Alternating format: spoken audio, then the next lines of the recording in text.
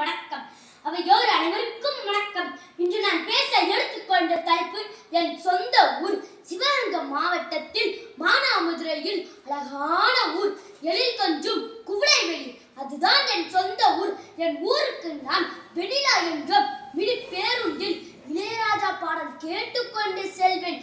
அது பயணத்தில் ஒரு தனி சுகம். அது குளிர்ந்த காற்றும் பறவைகளின் சத்தமும் என்னை வரவேற்கும். கோவில் குளம்தான் ஊருக்கு அழகு.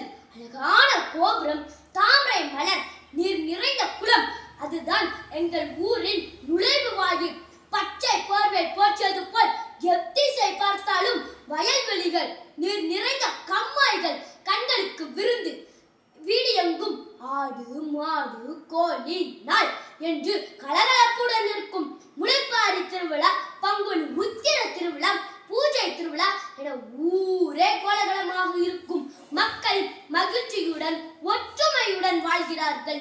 பொங்கல் திருநாள் என்றால் கொண்டாட்டம் தான்.